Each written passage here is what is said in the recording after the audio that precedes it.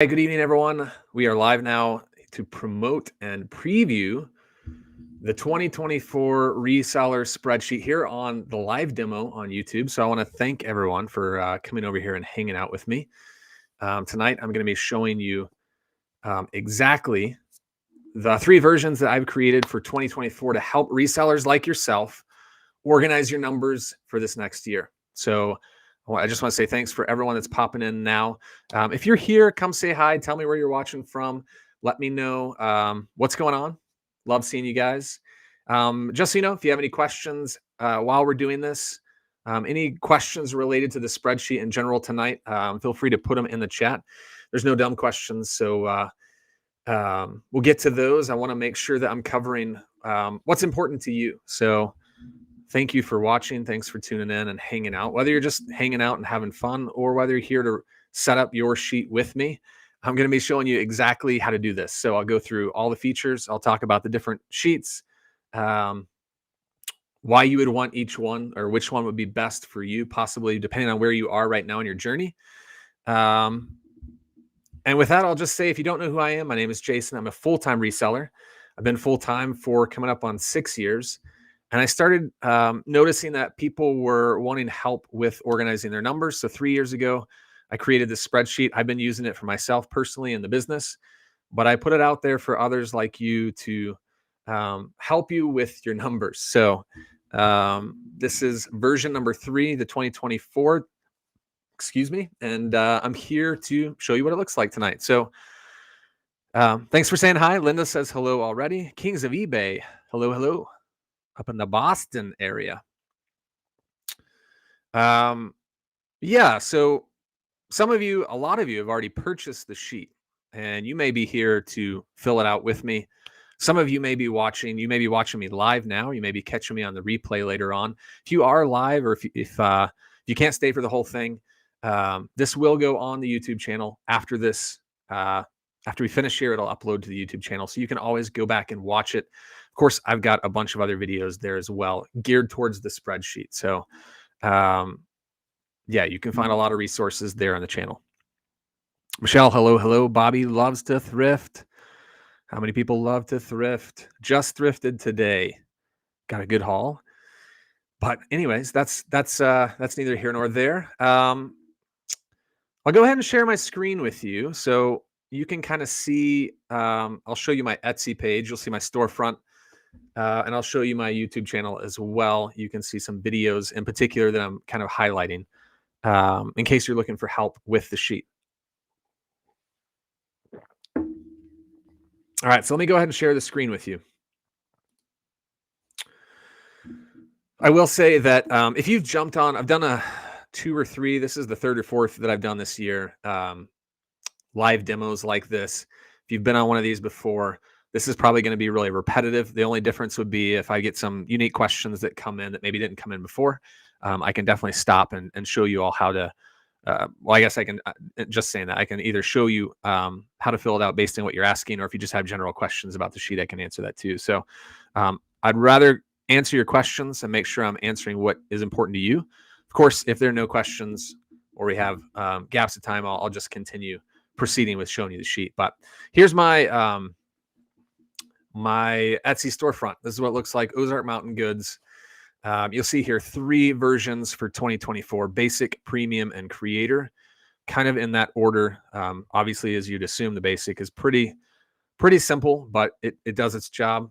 Premium is what most people are ordering, will order, just because it's going to fit the needs for most resellers out there. Creator is going to be for those people who have multiple streams of income. So they're not just making money from reselling. They've got other income that they'd like to track as well. So again, I'll kind of highlight the 3 differences more visually, but that's kind of the quick synopsis there of those. Let's see here. So this is the page. This is what it looks like. Of course, you can click into any of these, and I've got tons of pictures, but I do want to just show you really quickly. We'll just click into the premium.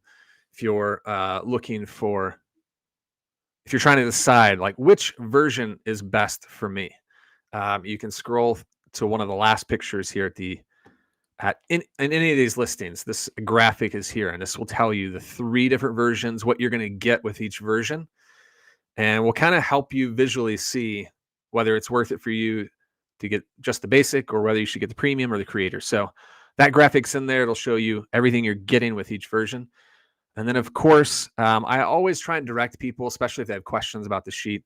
There are links in each listing. There's a link to this video right here, which will go over all 3 in a shorter synopsis, shorter, I guess, like topographic view, bird's eye view of the 3 to help you decide. So you can always watch that video too. Okay, so that's the storefront. Let's get out of there. Linda, do you sell on Amazon? I don't, but you can definitely track your Amazon sales here through the spreadsheet. So if that's one of the platforms you want to track, you can definitely track Amazon sales. All right, I referred to the YouTube channel. Here it is. Of course, if you're watching me, you're already on my YouTube channel, so you already kind of are familiar with it. But I want to highlight like these 4 videos. So with each spreadsheet order, depending on, it doesn't matter which one you get, I've got a designated video of instructions, just very detailed, line by line, tab by tab, goes through and tells you exactly how to fill it out. And then it's going to cover most of the things that you're going to need. And of course, this video right here is that quicker 7-minute video that will kind of preview all 3. I've got some other videos down here. These were created based in response. I was getting a lot of questions about the 2023 sheet. So that's going to be more specifically the 2023, but there's a lot of overlap, and a lot of those tips and things for Google Sheets will translate over to 2024. So just letting you guys know that I've got a lot of resources out there to help you, as well as making myself available too. So that's that. If you click on live, you'll see a few demos here. I've got this one in particular where I talk to Carol Ann, the tax professional, and I show you how to fill out the sheet to get the most for your taxes. So you can fill it out so when you get to the end of the year, it's pretty easy to hand over to your tax professional. So, all right, with that, let's jump over to the spreadsheet. So I'll obviously answer any questions, but before I go into more in depth of how to set it up, let me just kind of visually show you the 3. Show you what you're getting with each one. I'll try and make this pretty quick. Again, any questions, just type them in. And then we'll kind of slow it down a little bit. I'll jump into the premium and I'll show you how to fill it out, how to get the most of it. So with that, let's take a drink of water and get going. I'll poll the audience here. Tina and Paris, you're right on track. I was just going to ask, for those of you who have ordered in the past, whether 2023 or 2024, which one did you go with? I'll let you tell me that. Tina says order the premium. Yes, thank you so much, Tina. Okay, and I had another thought and it lost me. Or I lost it. It left me. That's what I meant.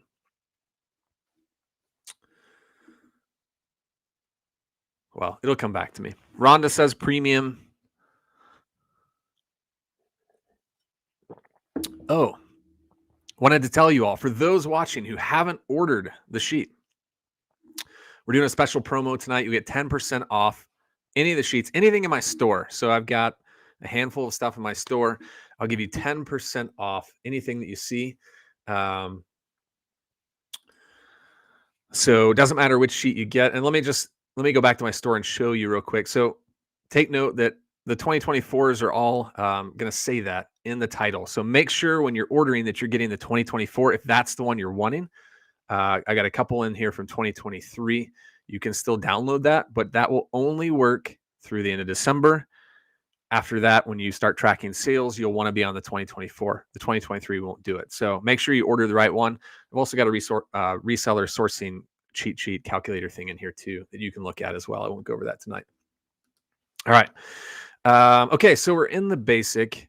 The creator has everything that the premium has, and more. The premium has everything the basic has and more. So just it kind of builds on itself. So it's going to look very similar, but this is the basic. We've got a handful of tabs down here. This is the start page. Just shows you how to connect with me. I won't really spend time there, but you've got an inventory page. So this is where you're going to list all your items that you've purchased to sell but haven't sold yet. So whether they're listed or not, you're going to list them all here. I'll go over what that looks like in a second. And then when you make a sale, you're going to take that inventory line and copy and paste it into the sales tab. And this will, you'll fill out a little bit of information, the numbers, what it sold for, what your fees were, and it will calculate the profit for you really quickly. So you can get an idea item by item, how much you're making. So you can decide, are these items worth it for me? Am I getting what my goal and profit margin? Am I making good buys and making good sales?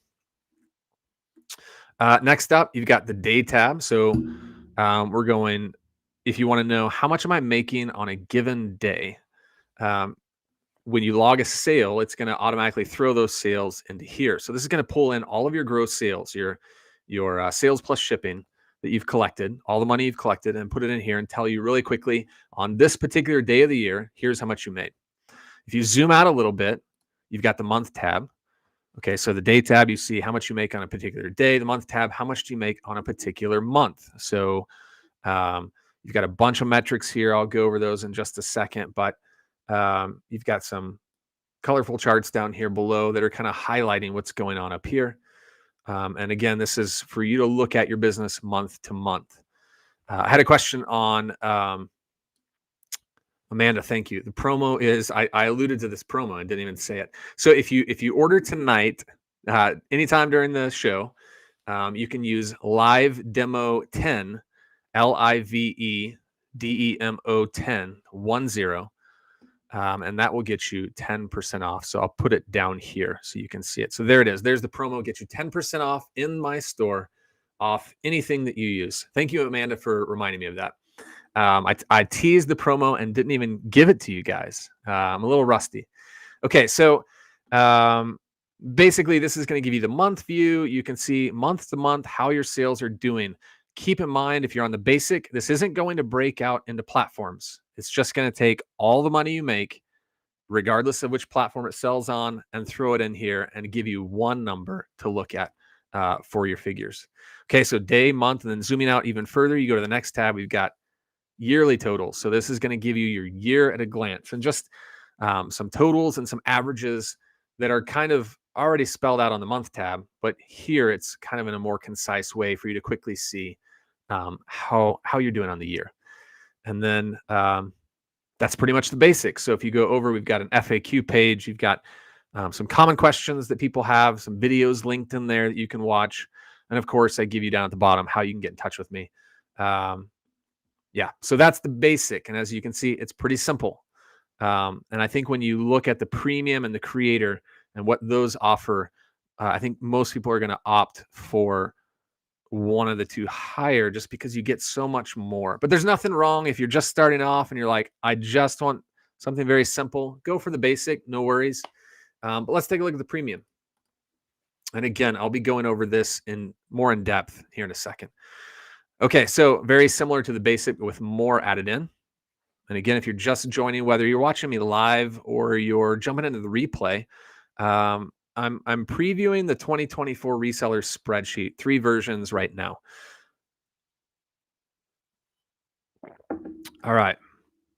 So we've got the premium here.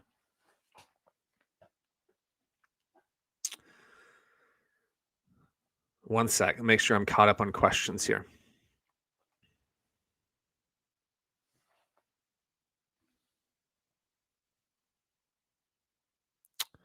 Okay.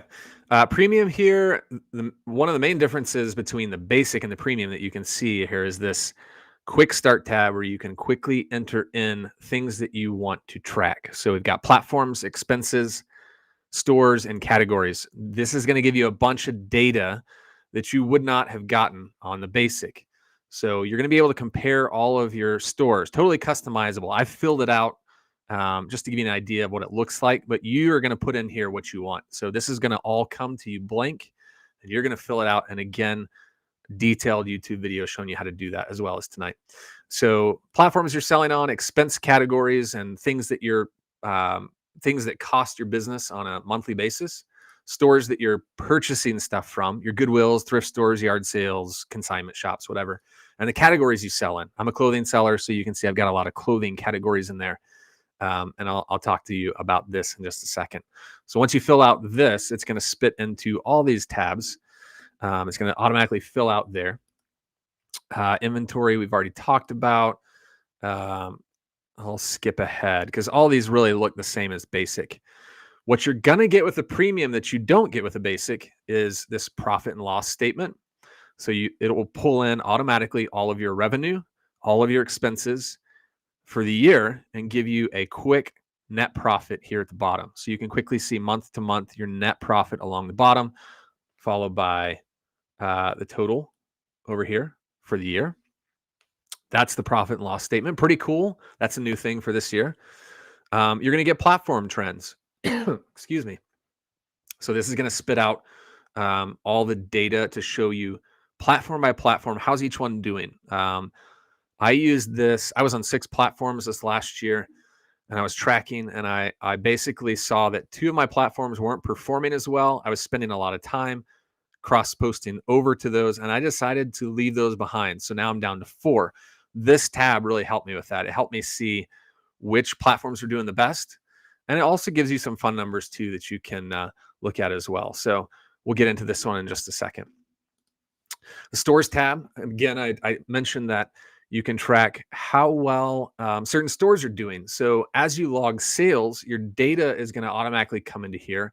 And it's going to tell you a lot of key stats that you would want to know about these stores. Sales that they're bringing in, sales price, profit per unit, average days to sell, which I think is pretty cool. Which thrift store is giving you the most profit per item, etc. So you can use all this to track and see. So that way, if you've got some stores that are doing really well, maybe you focus on those and leave behind some of those that aren't doing as well. Categories tab is going to look very similar to stores, except it's going to measure the categories that you put in. So you're going to, again, this is going to be blank. You're going to fill all this in based on your business, and it's going to collect this data for you based on your transactions that you're entering in throughout the year. So you can quickly come in here and sort and see which categories have the fastest flip rate, meaning I get it and they take the least amount of time to sell. This information is really important. And if you're getting the basic, you're not going to get that. So just consider that when you think through these 3. Bins tab. This is where you're going to see your bin location. So if you store your items in bins or tubs or boxes or a closet or something, you can put all that in here. You've got 144 locations that you can track, and it will tell you bin by bin or place by place, wherever you're putting your items, how many items are in that specific bin. And I'll talk to you about this in just a second on why that's important and how I use this to kind of keep my inventory in check. Mr. Shady Bob Reborn just bought my spreadsheet. Thank you. Which one did you get, Mr. Shady?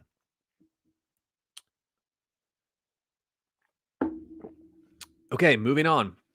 Again, all of these that I'm explaining are in addition to the basics. So make sure to get the premium if you're looking for these. Tina, thanks so much. We'll see you later.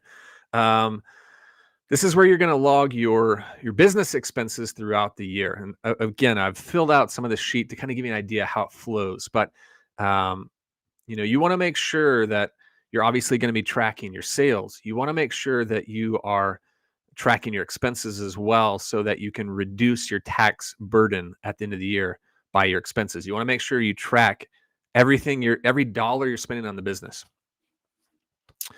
Oh, Humphrey Treasure Trunk. Okay, cool. And I know you guys probably can't see the tabs down here because this little promo thing is covering it up, but I'll take that down in just a second. Home Office, this is another new tab. I talked to tax professional Carol Ann, and she suggested this, and I threw it in. There are a lot of things if you're operating in your home, meaning you're storing inventory, you're working from an office, listing, taking photos, what have you, the things that you do with your business in your home. Here's a quick sheet to keep track of those things that you may not know you get credit for, like your cell phone bill, your electric bill, your gas, your trash and water, your internet, all these things that you can track throughout the year so that when you hand these numbers over to your accountant, your tax professional, whoever does your taxes, they know what to do with these and they can quickly give you these credits on your taxes. Okay. Mileage. So we've got the mileage tab here. Again, a lot of you are using apps, and if you are, that's fine. This is for you to use if you'd like to. I use this just to quickly log my the miles I drive for the business. Pretty straightforward. It's pretty simple to use. Not a lot needed to be explained here, but you've got that if you want it. I'm going to take, bear with me just a second. I'm going to take this out. I did a live demo last week, and I had a tab in here that I'll add back in later on. Another new tab I'm really excited about is this consignment tab. So a lot of you have said, hey, I'm selling for other people and I'm taking a cut for myself, but I need to pay them a certain amount. Do you have a place where you log these transactions? And on the 2023 version, I didn't. Now I do. So this is a new tab that you can copy and paste from the sales tab into this one, and it will quickly show you how much your cut is based on what rate you've given them or given yourself. And it will quickly show you and calculate how much you owe them each month. So you don't have to go through and calculate and add up. This sheet will do it for you so that at the end of the month, you look at the column for the month that it is, and it tells you how much you need to pay them for the percent of sales that you've made. Okay, and just like the basic, this has got an FAQ page. I've got a little disclaimer here. I'll go ahead and point out. Obviously, I'm not a tax professional. I can't be held responsible for anything related to taxes. This is just a spreadsheet that's given to you to use for your taxes. But I will say, after that big disclaimer, if you are looking for someone to help you with your taxes, I do recommend right down here in this blurb, Carol Ann Olson. She's a tax professional, and I've given you her contact information right there. You've got her email, thetaxlady@proton.me. And you don't have to decide right now if you're going to go with Carol Ann. You can reach out to her. She'll give you a free consultation, and you can decide from there after meeting her whether you'd like to continue on with her. I will say she is very knowledgeable about self-employed. And I say self-employed. You don't have to be like full-time. You can have a job and sell things on the side, but she's very good at helping those people who do this line of work, who make money by reselling. And so she's very knowledgeable, and she's helped me understand some things about taxes that I didn't know. Even though I've been doing this a long time, she really helped me on a couple of things. So I would say reach out to her. She's a great person, very friendly, loves to help, very positive and energetic. So she is awesome. I can't say enough about Carol Ann. All right. That's the premium. So as you can see, there's so much more that you're getting. Yes, it's more expensive, but you're getting a lot more tools to track for your business. Let me go over to the creator now. And let me just say, I realized when I made this that most people are not going to buy the creator. But let me tell you why you would want the creator, because the creator is going to have everything the premium has. With the exception of the creator is really geared for those people who they're reselling, but they're also making money other ways. Hence the title creator. They're creating content, and maybe they're getting paid to do YouTube videos. Maybe they're getting sponsorships to represent a company or a brand. Maybe they're getting Amazon affiliate links, other type of affiliate links. There's a lot of different creator ways they could be making money. You can track that here. Maybe you have your own merch line. You sell a hat or a t-shirt with your brand on it. There's a way to track your merch sales. And it's also got a separate Whatnot tab.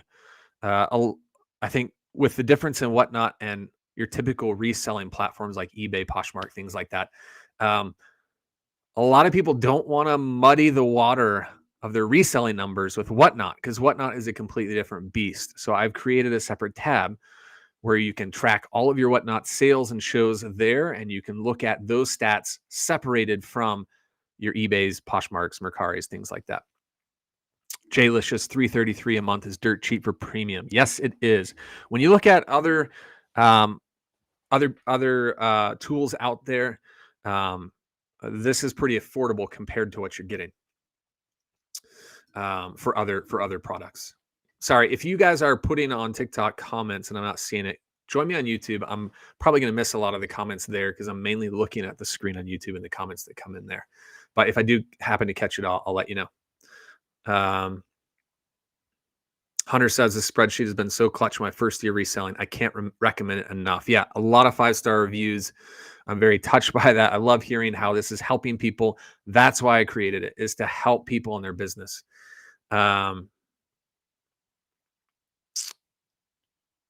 Mr. Waffles Light, just a huge thank you for keeping this as a one-time purchase as opposed to a subscription. Yeah, let me clarify that. I'm not sure if I'll just go ahead and spell it out. This is a one-time a year purchase. Each spreadsheet each year is for the year that it's in, the current year. So when you purchase the 2024, you're going to get it for the whole year. But when it comes to 2025, you won't be able to use it. You'll have to purchase another sheet. So if you mean a one-time purchase for the year, great. I just want to make sure that that's what you're referring to. Hunter asked, how do you transition? So a lot of people are already using 2023 and they want to purchase the 2024 or have, and they're like, how do I get my inventory over? I'm going to go over that in just a second. Actually, I'll do that pretty quickly before I get into the rest after I finish this creator. So let me show you the creator real quick, and then I'll answer that, Hunter, for you here visually. So again, creator is going to have everything the premium has, but instead of just sales, let me take this off real quick. This this tab down here, platform sales, is now it's now no longer sales, it's platform sales in the creator because you've got different ways you're making sales. So I clarified that, but it's going to function the same. Next up, you've got your whatnot tab here. Looks just like the sales tab, copy and paste, but a separate tab for whatnot. Here's your merch tab. So you can track all your merch sales if you do have merch sales. And then you've got charts over here that quickly calculate how much you've made per month in each category. And then scrolling over, you've got the creator tab. Looks just like the merch, but this is going to be where you're going to log your creator money. And again, I've got some like dummy numbers in there where you can see kind of how it flows. And of course, this whole sheet is loaded with charts, pie charts, bar graphs, and things to show you visually for those people that want to see the charts. I know a lot of people pictures pictures are worth 1,000 words, right? Okay, so I will draw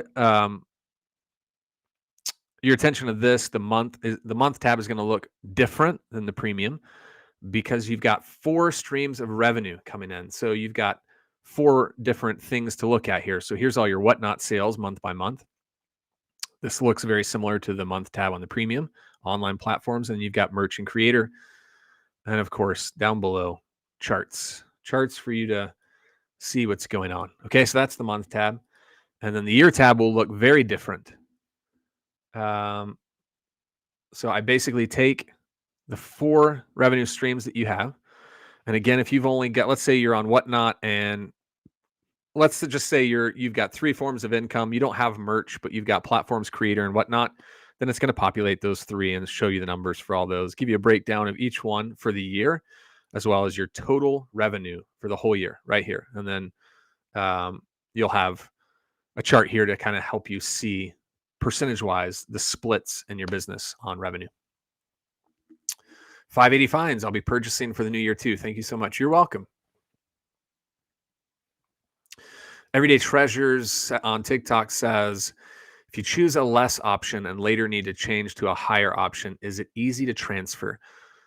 Yes, it's easy to get your inventory over. So, and that's a good segue now to kind of go back and cover Hunter's question.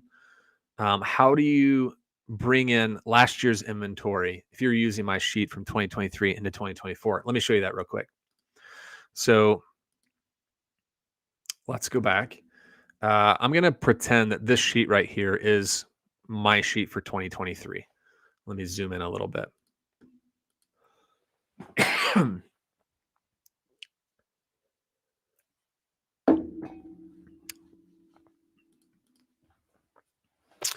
All right, so let's pretend this is my 2023 sheet. Now, for those that don't know, the 2023 is very similar to 2024. It looks very identical.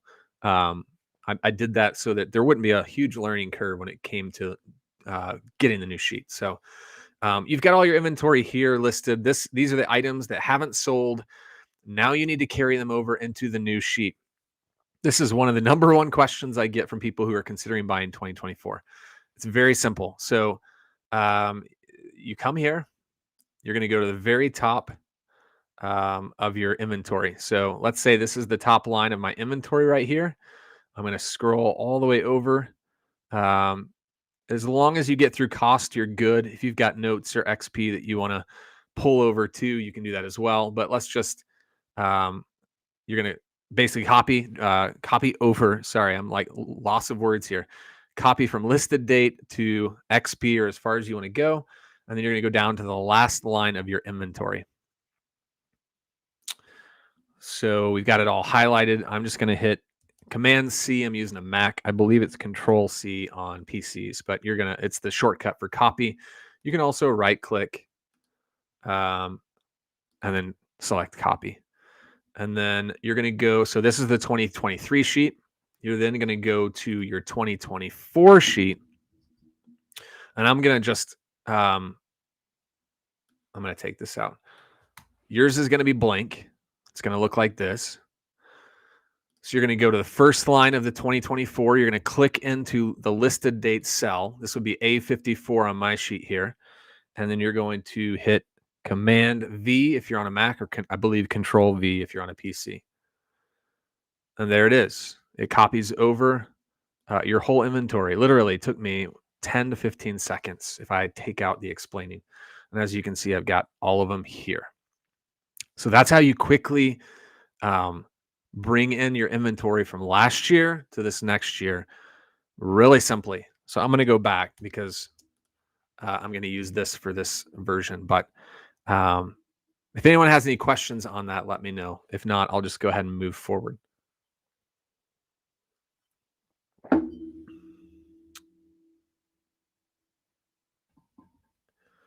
$580 code is not working for me.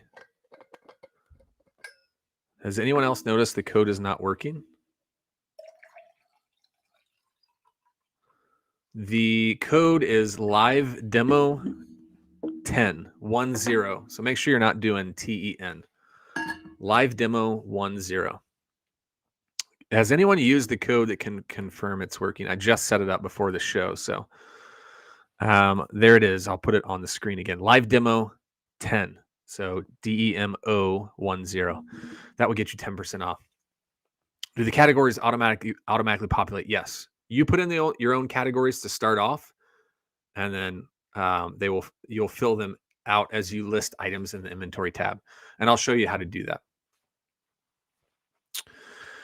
Okay. Thank you, Trisha. I appreciate that. Okay, before I move on, does anyone have any questions whatsoever? Mr. Shady Humphrey's Treasure says, I used it and it worked. Okay, so you may just be you may be fat fingering a wrong digit or something. All right. I'm going to go ahead and take this off again. So I'll remove this so you guys can see all the tabs and where I'm going. If you need the code, again, just let me know. Or someone can, I guess I can comment that too. We'll go ahead and put this in real quick.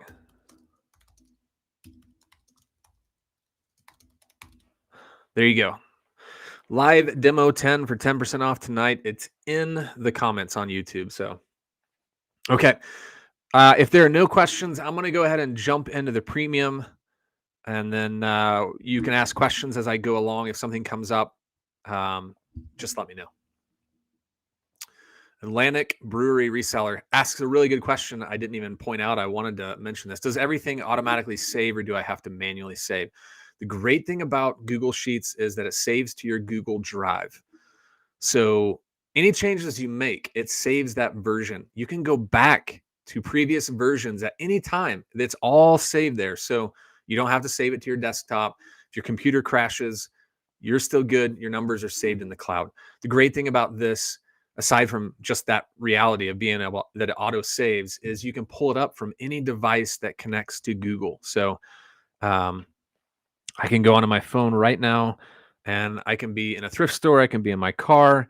And I can pull up my spreadsheet right here, and I can actually edit the spreadsheet from my phone if I want to. I can go in, enter numbers. I don't spend a lot of time on the phone just because it's, obviously it's not as user friendly as doing it on a computer, but I use this mainly um, for putting in mileage when I'm driving. So I'll quickly go in and put the odometer, the date, where I drove to, and then that's how I use it. But again, if I'm wanting to pull up the sheet and just look at my numbers, I can quickly pull it up anywhere, iPad or tablet, computer, laptop, Mac, Windows, PC. It doesn't matter. Phone, Android, any device that connects to Google, you're good to go. I have gotten the question, can I use this in Excel? Yes, you can. So it's going to come as a Google sheet. You'll have to import it into Excel, but it does work. I do have several clients that prefer Excel, and they've imported that sheet into Excel. Thank you for the lightning bolts, Frenchies. Okay, let's go ahead and get started. So I'm going to go back to the beginning. So if you're joining me, it's the 28th. So we've got 3 days until January 1st. And here pretty soon, we're going to be using this new sheet. I'm so excited to use my own sheet because it's just got more that I can start tracking. So I can't wait. So we're going to go to the Start tab. And if you're here with me, you can actually fill out your sheet. We've got 36 people right now watching on YouTube. We've got another 15 or so watching on TikTok. You can fill out the sheet with me right now if you choose to. So if you've already purchased the sheet, a lot of you have, open it up and we can go right now. And again, if you have any questions, Scott, I've got this linked below in the description of this video. So it'll take you to my Etsy store. You can find it there. I've got all 3 versions. That's where you can purchase. Make sure to use live demo 10. I've got that in the comments as well to get 10% off. Okay, so here we go. This may be longer. Hang with me and we'll get going. I'll try and speed up as best I can. I'll let you read this on your own, but basically just know that here are the social media links for me. If you're already watching on YouTube, you already have this, but you can find me on all of these social media sites where I'm posting videos, I'm posting content about the spreadsheet, I'm updating you on product announcements, I'm telling you when I'm going live. I'm going live on TikTok, a lot of stuff. I post reseller content as well. So it's a mix of reseller and spreadsheet content. It's spreadsheet heavy now just because it's the new year and everyone's looking to buy spreadsheets and get started and set up for the new year, but it will fluctuate. If you scroll down again, and remember, some of you have got the creator. The creator is going to look slightly different. It's going to have a few more fields. So just know that I'm on the premium right now. Okay, so I've already filled a bunch of this out for myself. If you've got 2023s, you can also copy those and put those in here. So put in here, and if you're filling this out with me right now, put in here what platforms you sell on under the platform column here. So you've got 8. If you're on 3, just put in 3. You can always add more later, but just start off with where you are. And I would say put them in the order that you want to see them. So whatever's your most important platform to you, if one is like a lot heavier than the others, for me, this would be eBay. I would put that first, but put it in the order that you want to see, especially with platforms. The rest of these won't really matter as far as order goes, but with platforms, it will order it based on what you put first. So you've got 8 different lines, put in up to 8. You can't add any. So you've got 8, pick the 8 that you want to use. I was thinking if I wanted to add one. I mean, if I wanted to put in here Depop, I can do that. And I'll show you that in just a second. Okay, expenses, you've got 15. put in as many expenses that you want to track. Again, as expenses accrue through the year, you can always come back and add more in later on. Start with what you have right now. So I've kind of listed some that um, I use. I don't have a storage unit, but I put that in just as like an example. But these are common expense categories that I use. My tip here is keep it broad, keep it vague. So notice I didn't put tape here or boxes. I just put supplies because supplies, that category, that expense is going to keep track of all the supplies I buy for my business: tape, ink, paper, boxes, what have you. Cost of goods is a common one that obviously this is going to be the price that you're paying to acquire the items to flip. Legal fees would be like your accounting fees. If you're paying someone to do your business numbers, whether you're part-time or full-time, you can write those off. I pay like a monthly fee to my tax professional. So every month I go in and log that expense. Office expense would just be things like that, if you're buying a desk for your office or shelving or things like that, you can put that in here. Software and apps, I use this a lot because I've got apps that I use like Photo Room or Vindu or things that help me take photos, edit photos, list, cross list, things like that. Auto posture is another one. Let's see what else. Yeah, that's good for now. If you have a storage unit, obviously you're going to be writing off that storage unit every month if you're storing business stuff in there.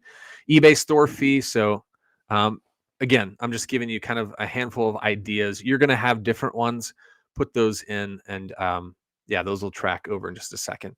And then again, list your stores here. You've got 50. You can't add any, so choose. If you've got 60 stores, pick the 50 that you want to track. Put those in. So you'll list those here. I've listed a few. Again, I've got more stores that I track, but for this example, I just listed a few. And then your categories. Put in the categories that you sell in here.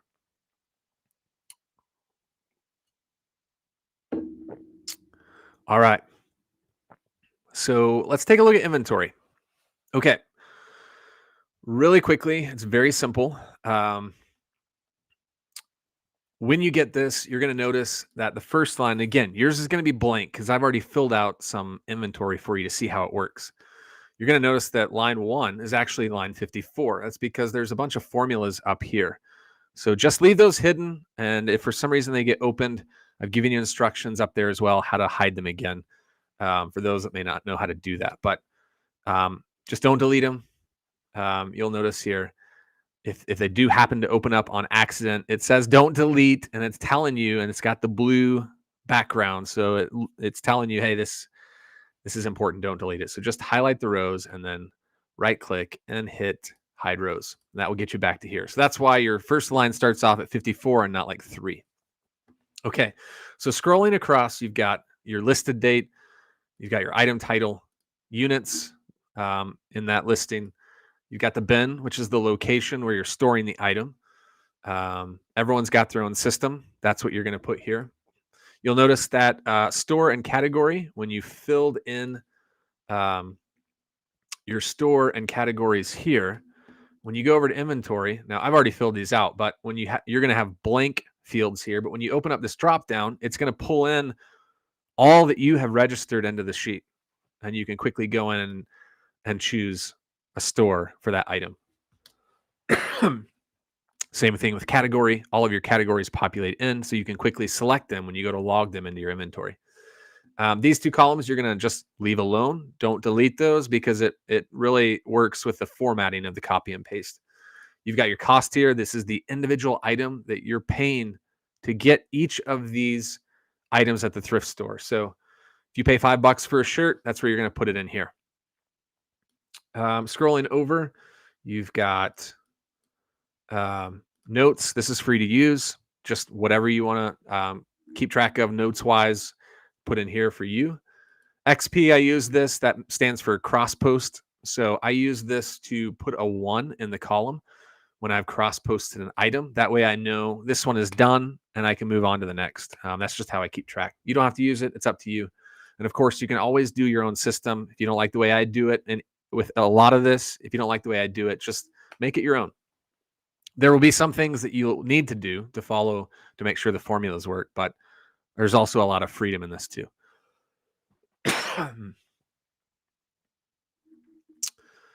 Making sure I'm not missing any questions. So Hunter, I think I answered your question on do the categories automatically populate. That's where they're going to pull in right here. This is where you're going to choose the categories on your inventory tab. Do you need to have all of the information in the store or category before we transfer data? That's a really good question. You don't have to. I will say, make sure if you're transferring over from last year's sheet, these will need to be word for, or I guess letter for letter to letter. They need to be identical. So if you've got electronics, let's say you sell electronics and on last year's sheet you have that, but you can see this one's capitalized. Let's say on your last year's sheet it's not capitalized and it's just a lowercase e. It's not going to recognize that. So so you'll want to make sure that these categories and stores that you're putting in here match exactly identical the way that you have it on last year's sheet, so that it registers last year's too. It's a great question. Thank you for that. And then scrolling over, these last three columns are just some fun numbers here to show you, excuse me, total active inventory, the number of units you have listed here in this tab, the total cost, so how much you've paid for all that inventory, and then your average cost, what's your average per item. So that will automatically calculate as you add and delete items in the sheet or in this tab. All right. So this is the inventory tab, and it's really easy. You're going to come in, and once you've pasted all last year's inventory in, once you start to list items or add items in that you just purchased from the thrift, you're just going to go down to the next line and just start there and log inventory. So listed date, obviously, I'm in 2023. We're in 2023, but when you start to use this, it'll populate to 2024. I'll explain, Renee, great question. I'll explain that in just a second. So there's two ways you can do this. There's two ways that I've noticed that people do this. I'm sure there's other ways, but two common ways. One is you list stuff online, and as you list it, you then log it into your inventory sheet or into your tab. That's one way to do it. That's how I do it. So as I list items, I just one by one add it in here. You can also do it to where, let's just say you just got home from the thrift store, you bought 10 items at Goodwill, and you're like, hey, I just want to get these in so that maybe you just want to have them in right then. You can do that too. So you'll just put them in the sheet. And then once you list them, you'll just add the date here. So if that doesn't make sense, we'll just start with one. So let's just say I just listed a men's North Face jacket. Again, use abbreviations, make it your own. You don't have to type everything out. I'm doing that just for this video, but you can see here, I've got my own little system, M or F for male or female. This is going to be one unit. Most of you are going to put one here because most of the time we're selling one item. I will say for this sheet to work, you need to put a number in here. So default to one, but if you're selling, say, a bundle of 3 items, put a 3 in here. As long as you put a number in besides 0, you're fine. Just make it accurate. So if it's one item, it's 1. If it's 2, it's 2. If it's more, it's more. So put a number in the unit field. You need to do that. And then you're going to put the bin that you're storing it in. So let's just say that North Face jacket is going into bin D4 in my inventory. Again, everyone's got their own system. Some are letters, some are numbers, a combination. You figure out what it is for you. Will it be a problem to transfer from basic to premium? Sue, not a huge problem. It will take maybe one extra step, but but I can show you that maybe a little after. Okay, so men's North Face jacket, and then I'm going to come in here. I'm going to choose the store that I bought it from. So I've got all the stores in here that I've already entered into the sheet. And let's just, for the sake of this video, say that I just got home from a new thrift store and I listed this item from a store I'd never been to before, so it's not in the sheet. So I'm going to go back to the start page and add it in here. And let's just say this store is called um, Local Thrift. Let's just call it that. When I go back, you'll see Local Thrift is there, and then I can choose it. So I'm going to choose the store I purchased it from. And then I think I've got women's. Yeah, women's coats and jackets. Or sorry, this is men's. Let's make sure this is correct. Men's coats and jackets. We're going to select that. And then I'm going to put the price I paid. Let's say I paid $6 for this. So that's pretty straightforward. When you scroll over, the only other thing you would want to track would be whether you're cross-posting. Renee says, how do I use the XP to keep up with platforms that I have listed to? Is there a place to list all platforms that I list on? You can, I mean, if you want to make it your own, you can resize this, right click, resize, and let's just say make it a little wider. And then maybe you want to have your own like coding system where it's like, I listed it to eBay, I listed it to Poshmark, I listed it to Mercari. Maybe you've got abbreviations. Again, you don't have to do the one like I do, because one for me means I've listed it to all my sites. If you want to type this out, you can have your own system. So just make it your own that works for you.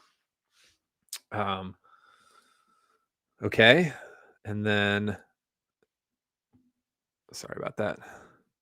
And then scrolling back, let's say that it's March 1st and I just listed this jacket. I'm going to put the listed date in there. Okay. And then, of course, yeah, you're welcome, Renee.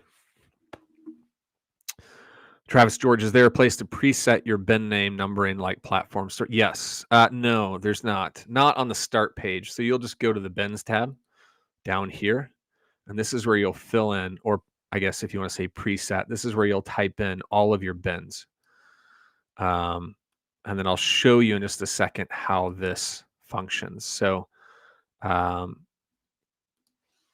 could come in here and go C1, C2, or maybe I've got AA4, you know, whatever your numbering is. But I will show you this really quickly, just because I listed that jacket in D4. And you'll notice when I did that, it said, hey, you've got one item in D4. It automatically registered and tracked that unit in here. So it's telling me the inventory tab has one unit in D4. And I'll explain in a second why that's important. But just know that it does that for you. Okay, so we've logged this stuff. Now let's say we make a sale. And I think that's all I wanted to cover. Make sure I don't. Are there any questions on the inventory tab before I move on?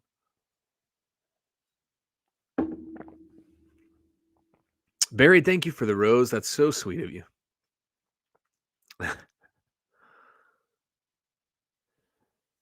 Rhythmic Pan Man. Yes, the basic is the same as the 2023, with the exception of the FAQ page and the start page. But the start page doesn't do much for the basic. Okay, so no questions. This is the exciting part. I made this very simple to copy and paste your inventory. So when you make a sale, you're not typing all this information in. So let's say that I now sold this North Face jacket and I want to go ahead and log that into my sales tab. And I'm sorry, sometimes I do this really fast without really explaining. So I'm going to click on the line, not necessarily on the line, but on this one right here. This is the item that sold. I'm going to click into the first cell, listed date, hold down and drag all the way across through cost. So we're going A69 all the way to I69. So that's what I'm going to copy. And again, Command C, Control C is a quick way to copy, or just right click, copy. And then we're going to go to the sales tab. I've already logged some sales in here, but again, you're going to have a blank sheet. So just start on the first line, which I think for you will be 13 or 14, somewhere in there.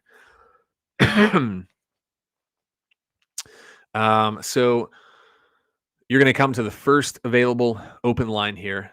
And I'm going to go ahead and click into, you'll notice, listed date here. So I'm going to find that, click on that first line, click on listed date, and I'm going to paste it in. So I just did Command V on the Mac, it pasted in. and you'll notice it pastes over everything really nicely into the categories.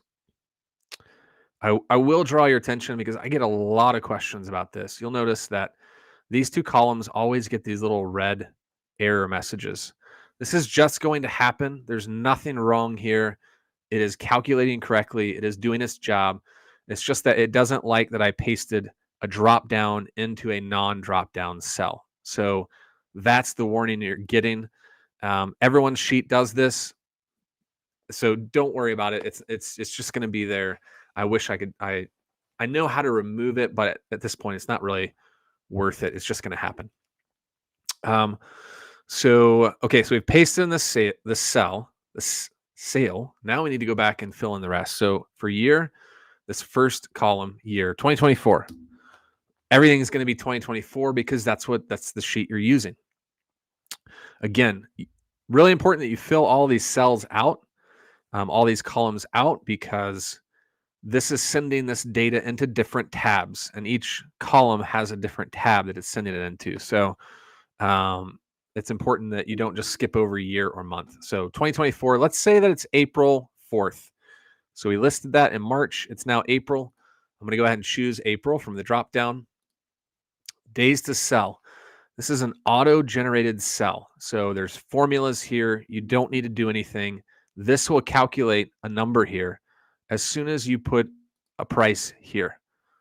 So let's just go ahead and do that now and show you how this works. So sale price, let's say I sold a men's North Face jacket for $55. You'll notice it populated a number once I hit that in. Now this number isn't correct yet because I haven't put a sold date in. So it's going to take your listed date, subtract the sold date, or I guess vice versa, and give you a number. So let's go to the platform. Let's say this sold on eBay, and I said it sold on April 4th of 2024. Now in the new year, you can just type 4-4/4, and it will automatically generate the year. It will generate 2023 for me because I'm not in 2024 yet. So you'll see that when I put this data in, it then calculated how many days that took to sell based on when you listed that. So if you type any numbers over this column, it's going to trip the formula. So if I come in here and say 1, you'll notice it just deleted out all of my the formula there. It doesn't like that. It's an easy fix, but just leave it alone, and it will populate. Okay, let's see. So we're going to scroll over. We've pasted in the details of the sale. Now we need to fill in the rest of the numbers. And I see I've got some questions coming in. I'll get to those in just a second. I know some of you are answering, so I appreciate that. Thank you, Jay Licious. Okay, so we sold this jacket on eBay for $55, and let's say I collected $10 for shipping from the buyer. So the buyer paid $65 total. Some people have asked, like, what about sales tax? Well, eBay collects the sales tax and then they pay it. So you don't need to do anything with sales tax here because eBay's taking care of that for you. So when you see the sales tax, just disregard it. All right, it copied over the cost of that jacket. We paid $6 at the thrift store. Now we're going to fill in the rest of the details. So go to eBay, find that transaction, find the fees, and then we'll fill that out. So I go to ship this out, and let's say my shipping was $9.89. So I collected $10, but I only paid $9.89. I'm going to put what I actually paid in this column. My platform fee, this is going to be any selling platform that you have, whether it's eBay, Poshmark, Mercari, Facebook, Depop, Grailed, Etsy, Shopify. It doesn't matter. These are your selling fees. And let's say my selling fees on eBay are $5.90. Okay, so we're going to put that in there. The next column would be your promoted fee. Some platforms like eBay have where you can promote your items, and if they sell promoted, then you're going to have a fee. So let's say this sold promoted for $3.13. I'm going to put that in there. If you don't have a fee, like if you don't have a promoted fee, don't put anything in there. You can just leave it blank. So you're only filling in the cells that have fees, that you have fees for. And then lastly, transaction fee. This is a new column that I added in on this 2024 because For sites like Mercari, where you have a selling fee, you also have a transaction fee, and that can get confusing for people. So Mercari, I'm trying to think, Grailed, Depop, you might have a transaction fee. And I'm sure there are other sites out there too. So if you have a transaction fee, you'll put that in here. All of these fees, every one that you enter in is going to get totaled up right here. So it's taking the total of everything I've entered in. Total fees of $24.92. That includes the cost to get the item, the shipping that I paid, and then my selling fees, my promoted fees, my transaction fees. Of course, visually, that's all 5 columns that I just showed you. So your last column is going to take total money collected from the buyer, total money paid out, or this, and it's going to take the difference and give you your profit. So on this jacket, for example, I would have made a profit of $40.08. Not bad, pretty good. And I will say, just because this comes up too, columns S and T, just like the days to sell column, are auto-generated. You'll see at the top here, I said auto on both of those. That means you don't need to type in anything over these cells. If you do, it's going to trip the formula. So these will automatically calculate your total fees and your total profit based on the numbers you're entering in before it. Again, if for some reason you do trip the formulas, just reach out to me. It's an easy fix, and I've done a video on this, but this will be something I'll do more videos on, just because this does happen quite a bit. It's a very simple fix. You can get your numbers back. Don't freak out, but just know that leave those columns alone and you'll be fine.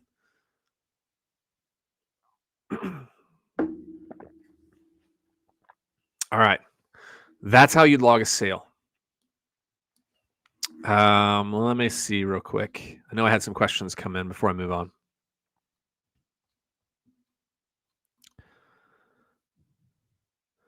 Yeah, so Humphrey, question about the bin. I do the same as you. I've got A1 to A8, and then I've got... Oh, I see. Okay. So you actually label each item in that bin by a number. If you want, you can add a SKU column or another column that would help you track that information, but it's not necessarily going to track each individual item, if that makes sense. It's only going to track the bin. Hope that helps. Kim asked a good question, and I know that Jay, you answered it, but I think this is worth pointing out. Let's go back to inventory.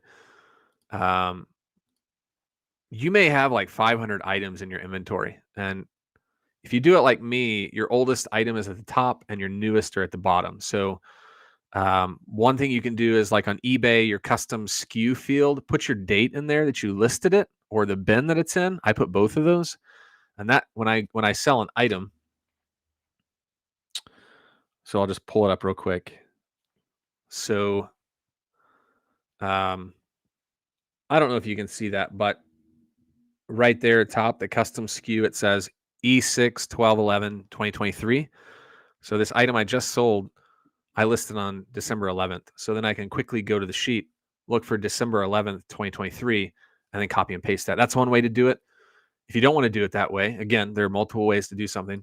You can quickly search your inventory.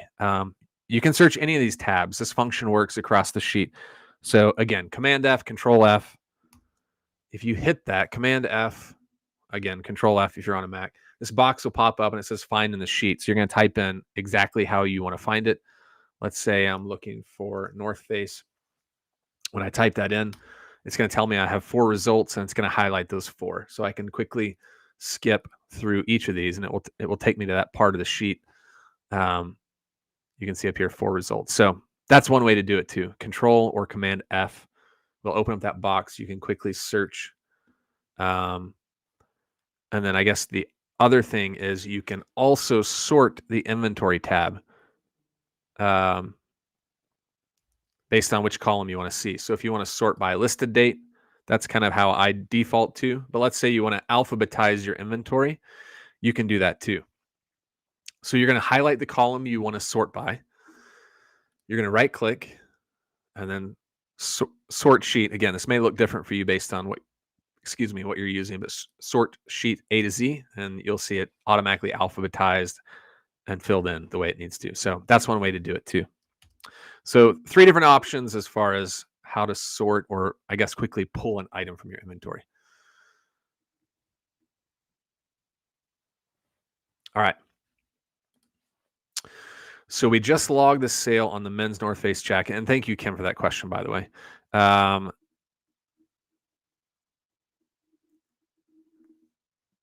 Yes, Jay Licious, please put it in the comments, a possible suggestion for another sheet in the future. I love suggestions, by the way. Anyone watching me, if you put it in the live, I may lose it. So if you can send me an actual message on TikTok or YouTube or something, that way I can take a note down to look at that in the new year.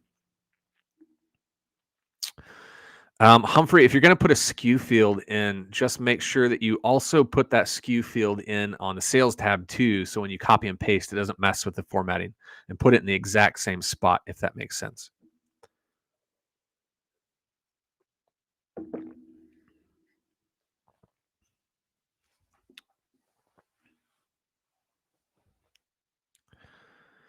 Okay, let's see here.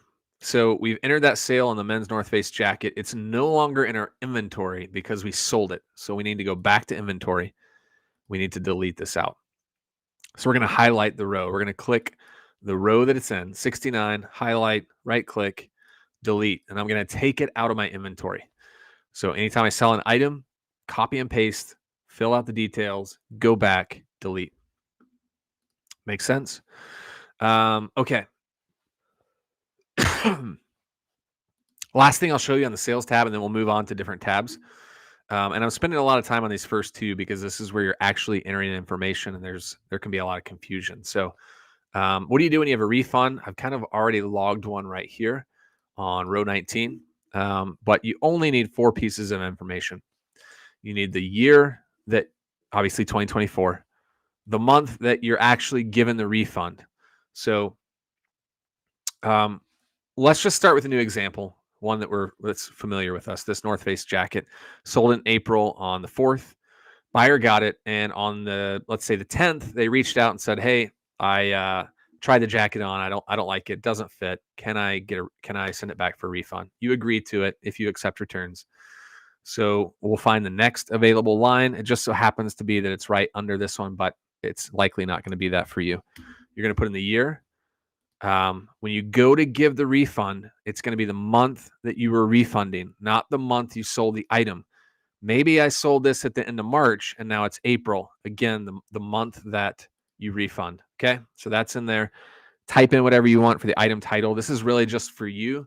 I like to type refund in big, bold, all caps, and then the item, so I know which item I refunded. North Face jacket.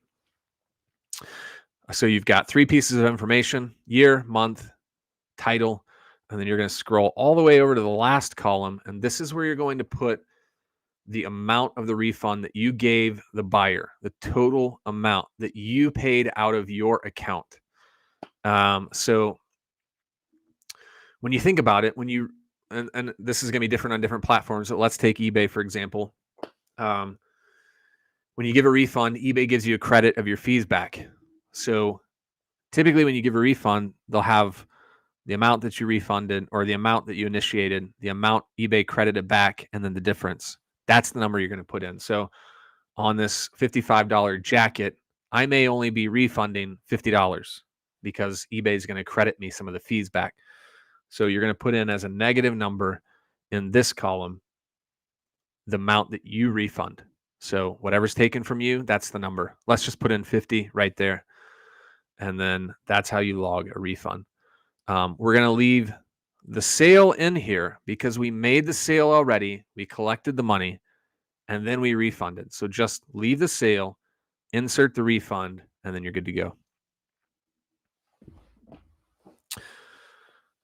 No worries, Kim. That's not going to be a huge difference, but with this sheet, I was doing that for 2022.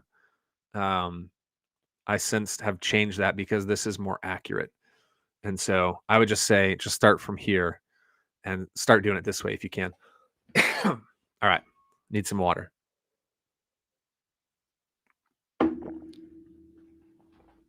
All right. Again, if you're joining me on um, TikTok, I'm over on YouTube right now showing the sheet. You won't see it on TikTok because I'm sharing on YouTube. So come join me on YouTube and you can see the sheet. Um, Jaylicious asks a great question. If you ever want to sort data on the sales tab, you can't. And if you do, it will mess with the sheet. So don't ever sort the sales tab. It will really mess with the formulas because the formulas are working like top down. So once you sort it, it's really going to jumble things. So just don't sort. That's an easy way to answer that. Okay, now's the fun part. So we've logged a sale. We've seen how you log inventory. We've made a sale. We've shown you how to do a refund. Here's where we start tracking the data. So you'll notice, again, I won't spend a lot of time on this, but on 4/4, it pulled in the $65 that I just recorded on that sale, the 55 for the jacket plus 10 shipping. Again, you can quickly see how much you're making on a given day with monthly totals at the bottom. Let's look at the month tab. Of course, this is pulling in all the data that I've got entered into the sales tab. But since we only have one sale in April that we've logged, that I just logged, you'll see it here. So $65 in total sales. You got sales per day, units sold for the month, units sold per day. It's fun to see how many units are you selling per day on average. Your average sales price right here. You've got these are affiliated with profit. So total profit based on all the costs and fees that you put in that you're making. Profit per unit. So these are just things like you pick what you want to measure. You don't have to look at all of these, but for me, I've got certain things that I look at each month and I'm tracking. Like I'd really like to hit this number for that stat. So these are here if you want them, but obviously some of these might not be important to you and others will. Sorry, this is a little OCD thing. Let's make that T. There we go. Okay. Anyone else out there relate with that? Can you add a line in the sales tab under the original cell for a refund to keep them together? Yes, you can. If you'd like to do that, just make sure you log the month that it's in. Okay. And the reason why I say that is when you look over here at the total refunds, you'll notice it pulled in the $50 refund in April. So all of your refunds will be total up right here, and you can get quickly the whole total for the year. These numbers are also going to go into the profit and loss tab, and I'll show you that in just a second too. All right, so margin, return on investment. If you want to know about that, you can Google that. That will give you kind of an idea. Margin is roughly what percent of the money that you collected is profit. So that's a quick way to know that. Return on investment, for every dollar that you spend, how much are you getting back in gosh, why do I always forget this? I believe it's profit. I don't know why I'm blanking on this. Yes. So, for example, let's just take this one sale that we made in April that we logged. It's showing a return on investment for 668%. Now, you may be going, what the heck does that mean? Basically, for every dollar that you spend, you make $6.68 profit back. So it's a good way to know if if you're going to the thrift store and you're looking at your numbers and you have kind of an average ROI. If we looked at the average on the year, 585% according to this sheet, that means for every dollar I spend, I'm getting back 585 in profit. So if I'm spending $500, no, that's too confusing. If I'm spending $100 at the store, that means I should be bringing in about $585 in profit. It's just a quick number to help you with that.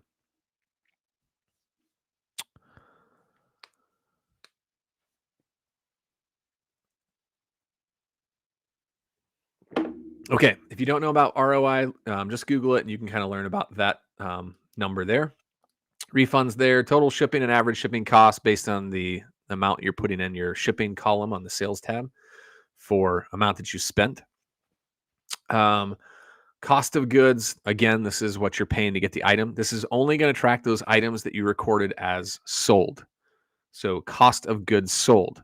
The items that you sold, here's how much you paid for those, and here's how much they averaged. I don't really look at that much. It's just there. It's there because it's attached to other things too.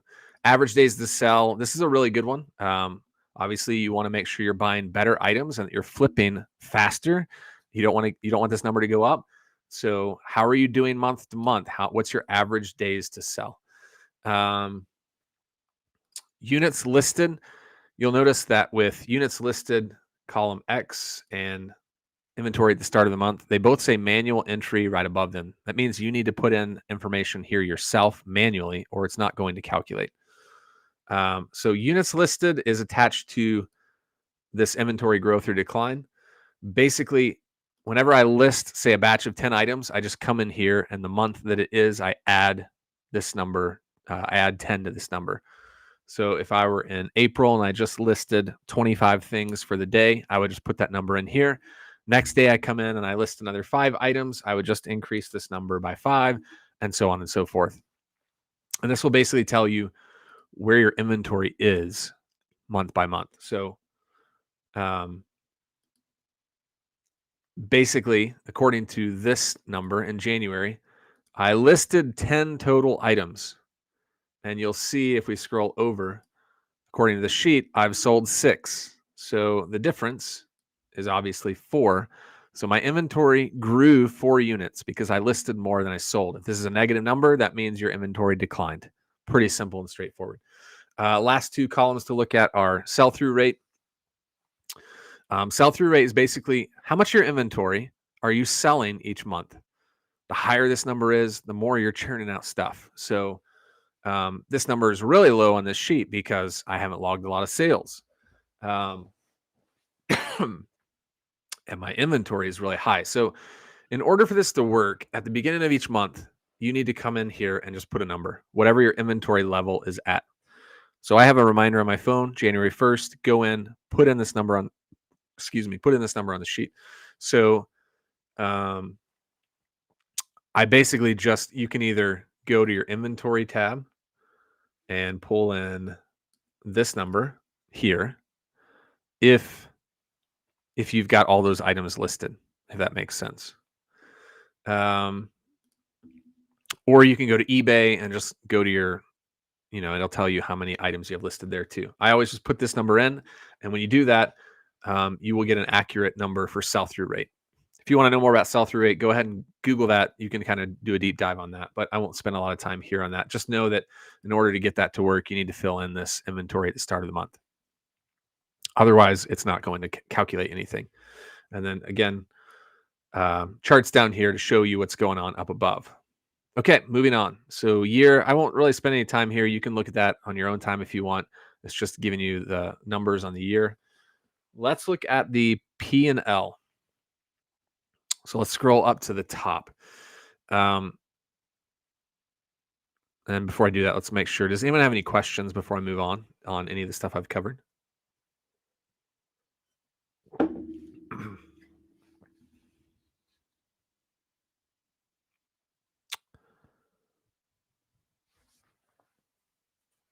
Okay, let's move on. P&L is where you're going to see the snapshot of your business. So we know that, if I sell this shirt for $20, maybe I make $10 profit on it. But when I look at the whole business, I made $10 profit on this shirt, but I also have other expenses and things that come out that deduct from that. Maybe I had to buy tape. Maybe I had to buy poly mailers or boxes. So though I made $10 on this shirt, I have other things deducting from that money to reflect how much I really made. So I made $10 on this shirt, but I went on Amazon and paid $5 for tape. So maybe I'm really only at $5. Does that make sense? So there's profit on, just like the pure profit on the item on the sale, but then there's a look at the whole business, including expenses that you pay month to month, expenses that the business incurs. So this is going to be kind of your whole business in view right here on this P&L, which stands for profit and loss. So you've got your revenue up here. This is going to pull in your revenue on your business. And let me do this real quick. I don't want this to confuse you. Okay, there we go.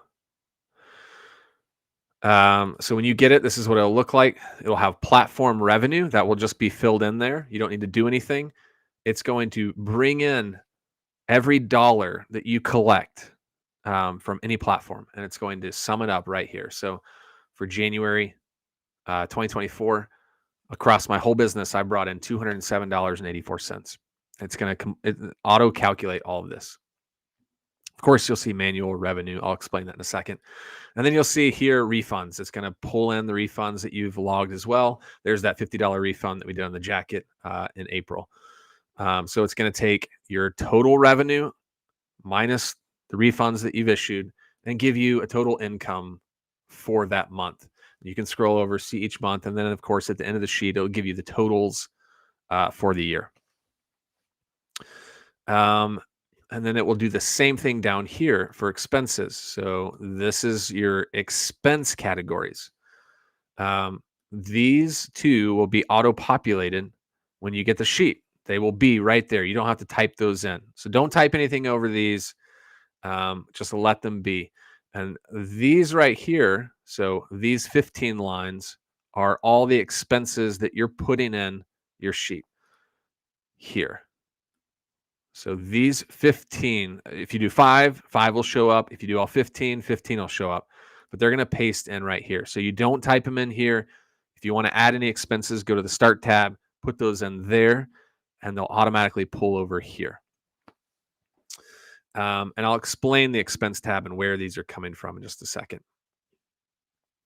Actually, let's just jump there real quick.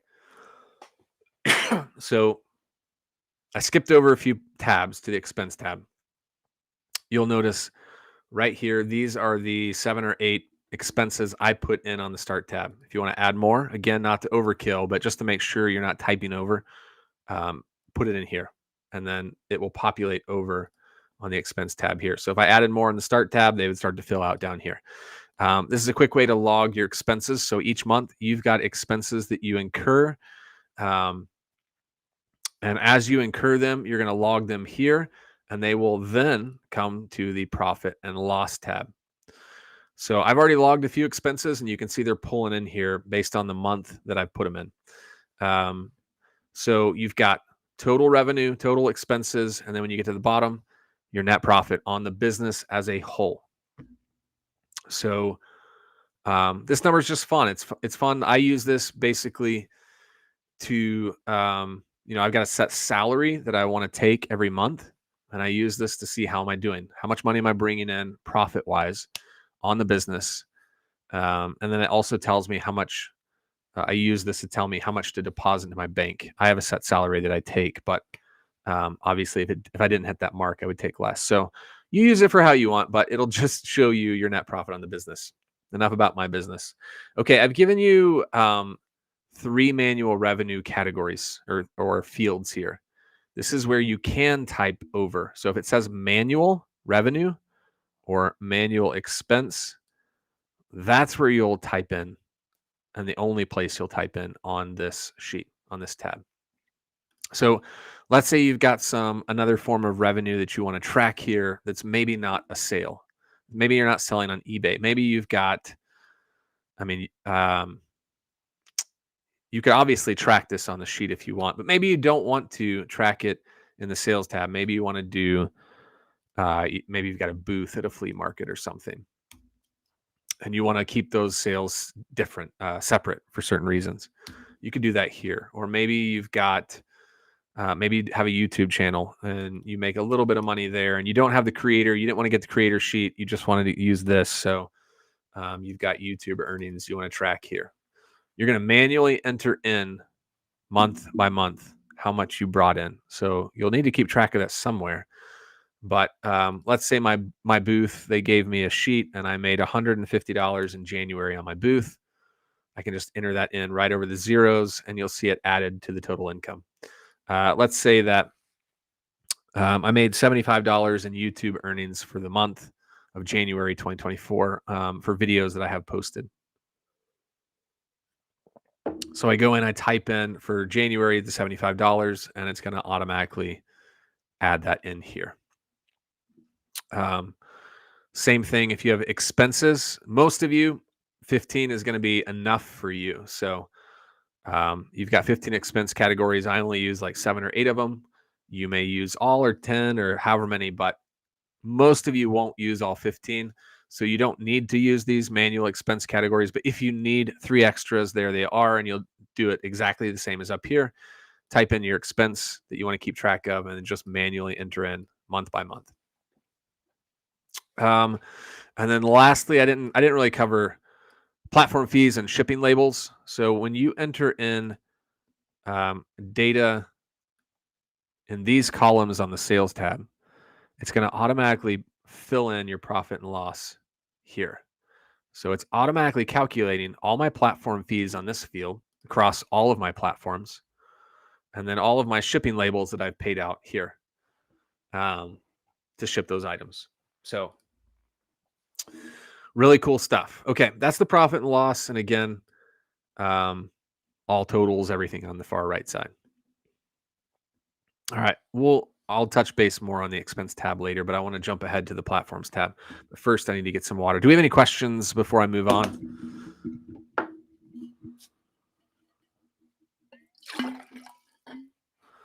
That was a fast pour.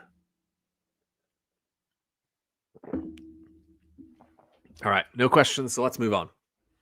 Platforms tab. Again, based on the platforms you're entering on the Start tab.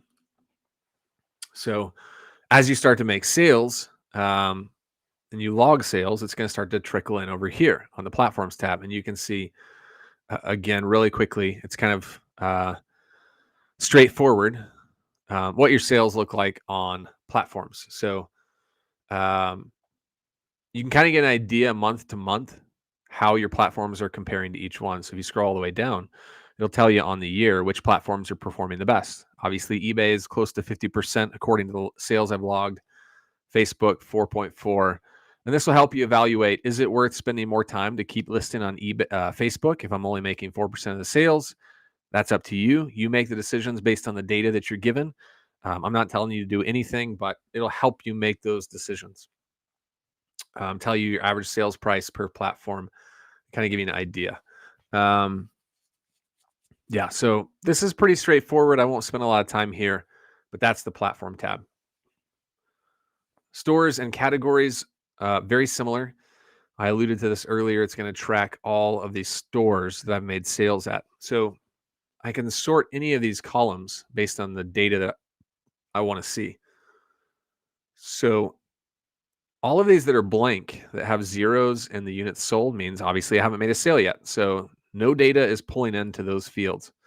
But if I wanted to see which store has sold the most amount of, which store has the most amount of sales in my sheet, which store have I made the most from, I can highlight the total sales column, right click, sort sheet A to Z, and I can quickly see, oh, according to the sheet, Compassion Center has made way more than the rest of the stores. And of course, all these are going to function the same. Choose the column that you want, sort, and you can kind of play with the data that way. One thing I'll say is average days to sell is a good one to look at and sort, or profit per unit is a good one. I mean, all these are important categories and you can kind of use them how you want. One little hack that I'll give you, you'll notice that these stores are in the order that I put them on the Start tab. So discount bins. No, sorry, I just sorted. Let me go back. Here's where we were. These stores are based on the order that I put in the Start tab. So you'll notice Compassion Center first, local thrift last. And we have the same here.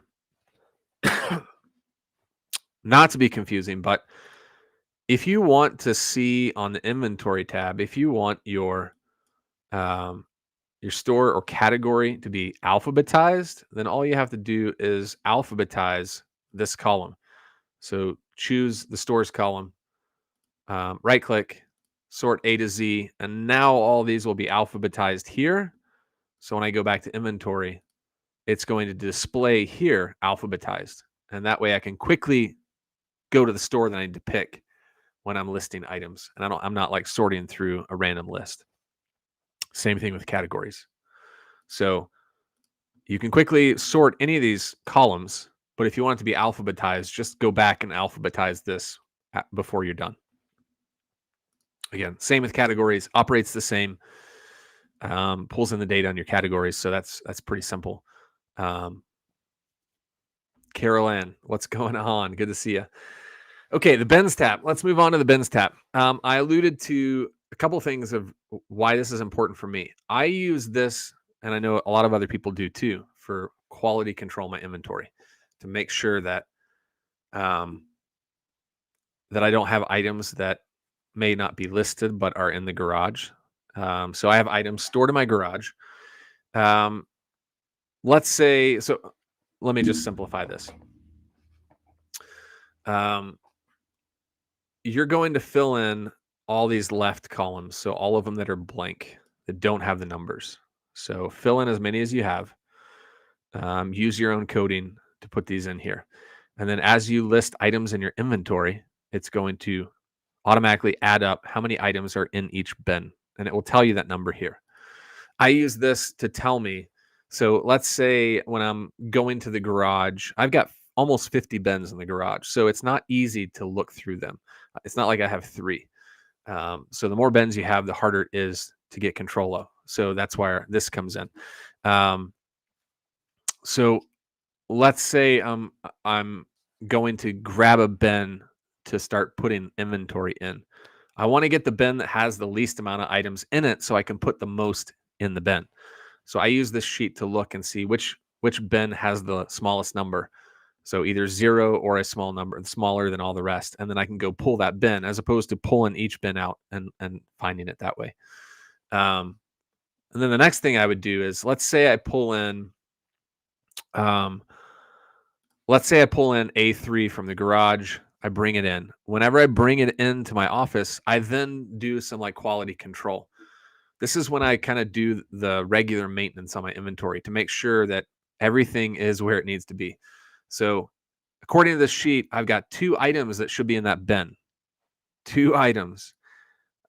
My stuff looks a lot different. I don't have 0s, 1s, and 2s. I have like 30 or 17 or 23. I've got bins that will hold close to 40 items. So most of my bins have a lot of stuff. But if I'm looking at A3, according to this sheet, I've got 2 items that should be in there. So when I pull it into my office, I then do a quick check and I count the items in there. And if I've got 2, I'm probably good because it says I've got 2. I count them, I've got 2.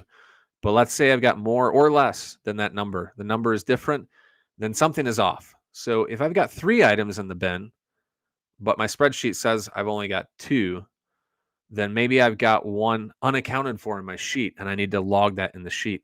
If I've only got 1 item in here, if I've got 1 item in the bin and my spreadsheet shows that I've got 2, maybe I forgot to delete that sale out of the inventory. So that's kind of how I use that to do. Most of the time it's fine. I don't have issues, but occasionally an issue comes up and this is a quick way to kind of like sort through that. It's also good to know, and occasionally I do find an item that I've got listed in my inventory on the sheet, but for some reason it got deleted from eBay, and so it's not listed, and I need to go ahead and relist that. So I've got checks and balances that I do throughout the year to make sure, I've got 1,500 items, so it's easy to, if I don't have a system, to lose track of this. If you've only got 10 items, then it's not that hard to keep track of the 10. Okay, that's the bins tab. So you've got 144. Put in each different location that you have based on your system, and it will automatically calculate the number there with a 0. Let's see here. Okay, back to expenses. So, Carolyn, you came in at a great time. Expenses, and Carolyn's on TikTok. This is the tax professional that I was referring to earlier in the video. If you're looking for someone, great resource to have. So this is where you're going to log your monthly expenses. Really simple. Again, these are pulling from the start tab that I put in at the beginning, right over here under expenses. It's pulling from there. So if I want to add any, I'm going to add it on the Start tab, and then it will pull over here into this tab. Whenever I log a business expense, it's just really simple. Log the month, the day, select the category that it is, the amount that I paid, and whatever notes you want to do. So you can see here on January 10th, according to this, I bought boxes on Amazon. I went ahead and logged that in the supplies category, and I spent $23. Very simple. It doesn't take a lot of time.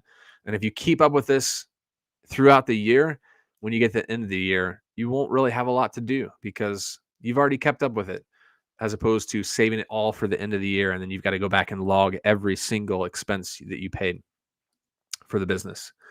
All of my expenses are now going to be logged over here. And 1 second. Let's do that. Okay. So you'll notice a few of these fill in because I've already logged a few of those transactions. Let's see. Trying to figure out why. It's probably because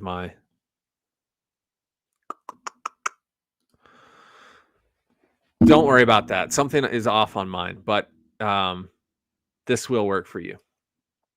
So, oh, there they are. Okay. I was like, where'd they go? I just need to scroll. Okay. So you'll see all these that pulled in. So supplies, cost of goods, software, apps, eBay store. So all of those show the expenses that you paid month by category, right over here to the right. And then of course, all those identical expenses are pulling into the profit and loss field here.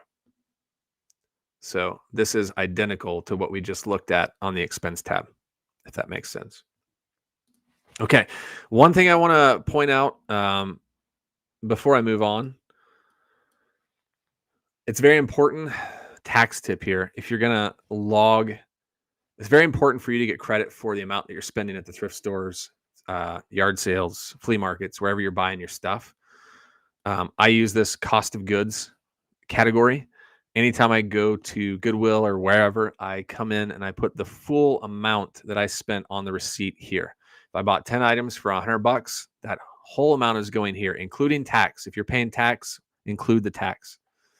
And you may ask, well, aren't you keeping track of the individual cost here on the inventory tab? Yes. This is really like educational. So you logging them over here is for you to get an idea how much you're spending on each item, so that when you log a sale, and hopefully this isn't confusing, when you log a sale, you're learning how much you're making on each item. So you're getting an idea. If you're logging tons of sales, you're starting to notice that there's trends and patterns, and a Polo Ralph Lauren shirt makes a certain amount of profit on average. So this cost of goods is really educational for you to know all costs associated with that sale, or all fees, what your profit is. But this isn't going anywhere into the sheet. This cost of goods is not going into the profit and loss tab. This is just here for you to see how much you made on that item. So this is where you're going to log the total amount you're spending, obviously, as well as other business fees and expenses, but the total amount you're spending at the thrift stores, yard sales, consignment stores, wherever. So you'll just come in, put the total amount that you spent per store here, and this will transfer over to the profit and loss. So I hope that makes sense. If it sounds confusing, just make sure you're expensing here on the expense tab the amount that you pay to get your items. And if you're paying tax, include the tax. Quick tip, I do this month by month. I don't do this every day. So at the end of each month, I go in, I pull my credit card statement, I pull my bank account associated with my business, and I go in and log these here.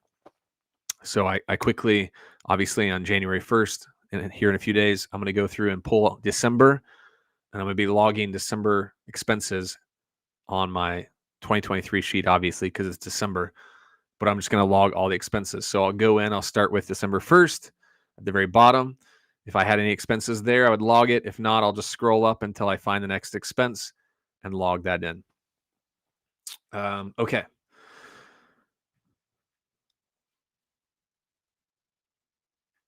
Okay, I thought I had a question, but I guess not. Okay, that's expenses.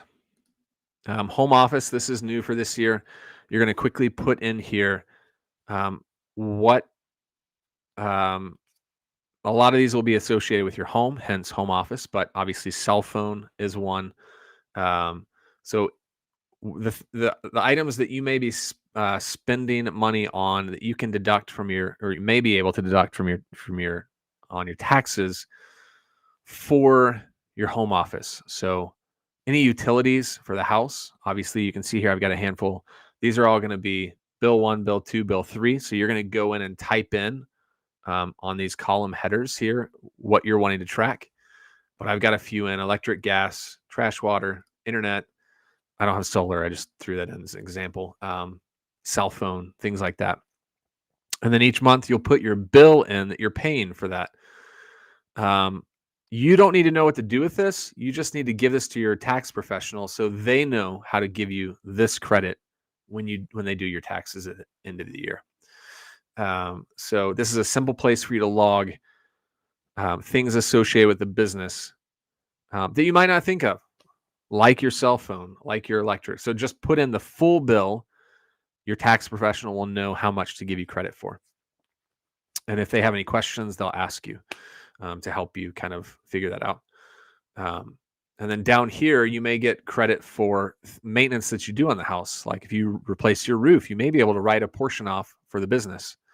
Or if you painted your office or things like that. So you'll just keep track of like larger expenses down here, one-time expenses.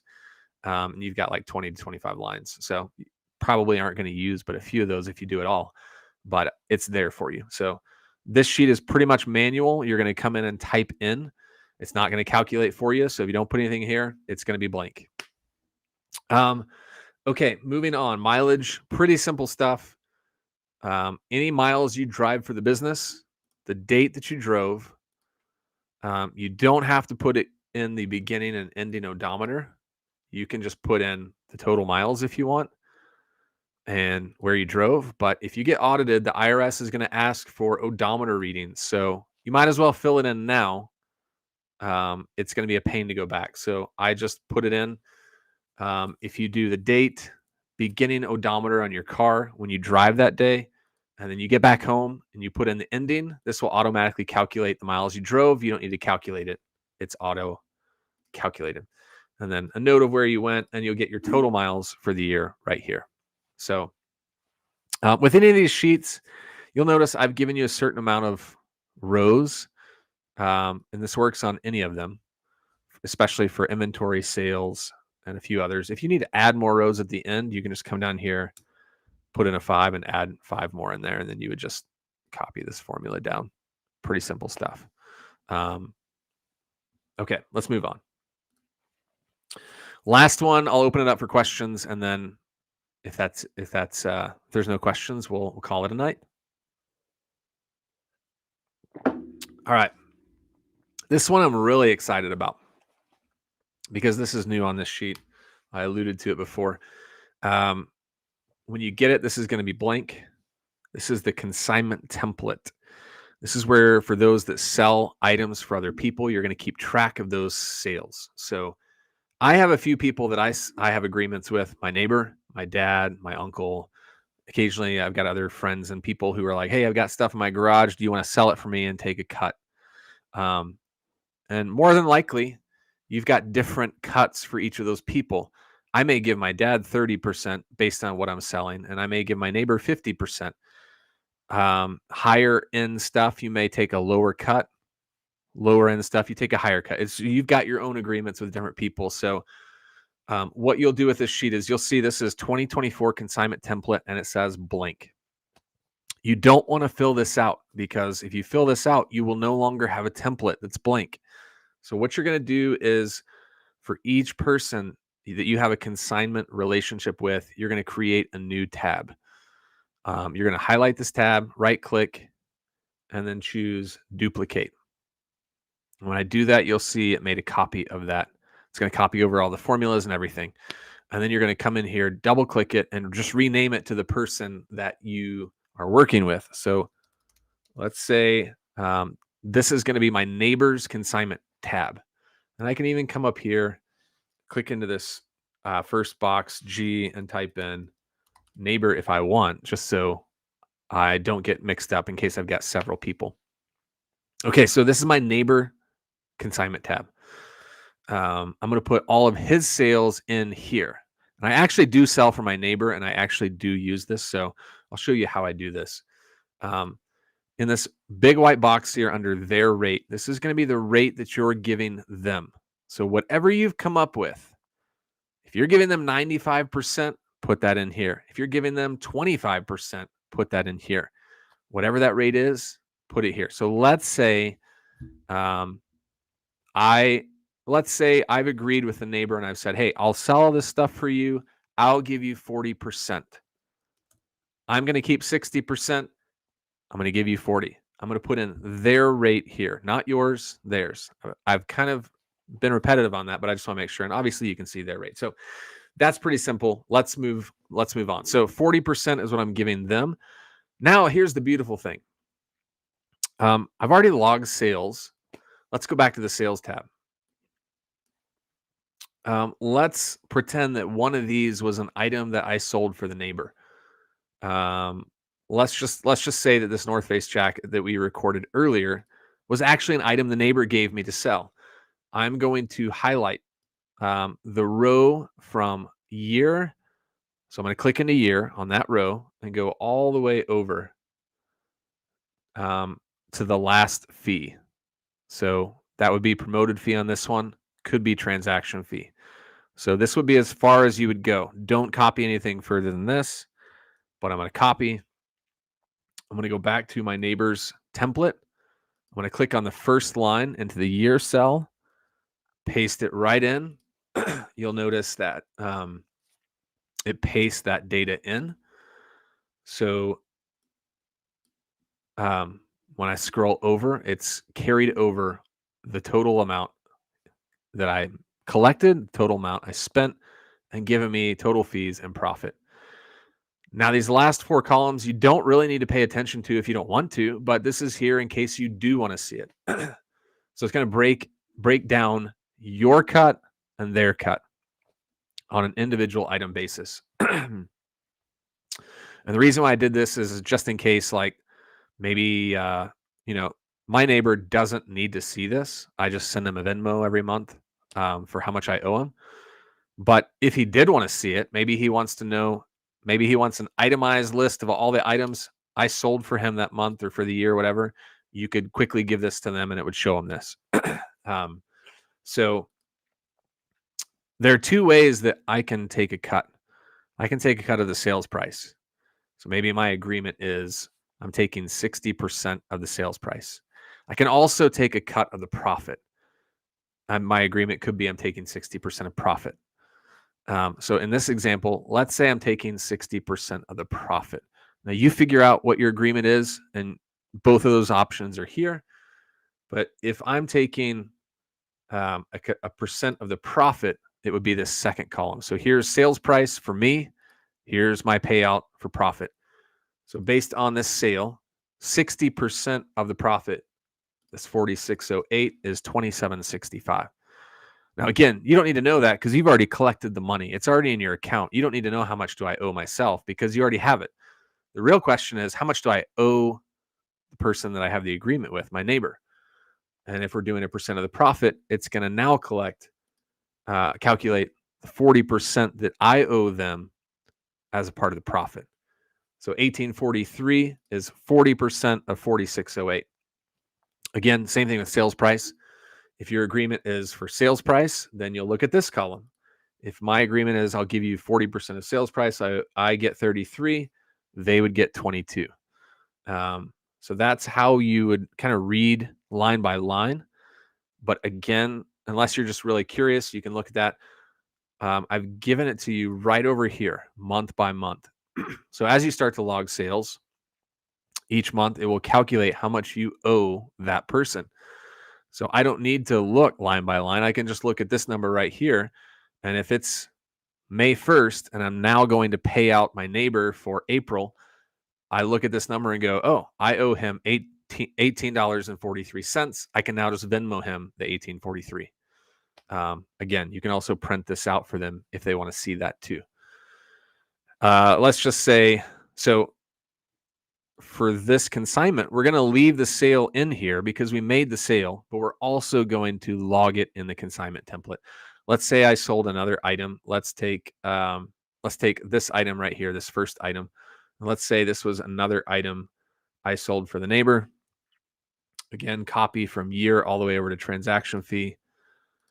And this isn't going to be an order, obviously, but as I log that, now it's pulling in January numbers based on our rate. If I were to change this rate, you'll notice it's going to change the percent. So make sure that the rate that you have in there is the rate that you're going to move forward with.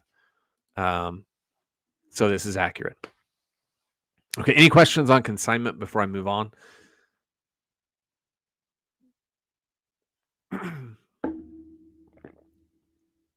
This is the beauty, copy and paste and quick calculations to see how much you owe each person. Okay. Let's see. Is there anything else I want to cover? I think that's about it. If you guys have any questions in general, again, over anything on the sheet that I've covered or have not covered, doesn't matter. I'll go ahead and throw this up again. Again, if you're watching, even if you're not watching live, you can still access this code. Live demo 10 will get you 10% off the spreadsheet. So go in, get the sheet, use this code, 10% off your order right here.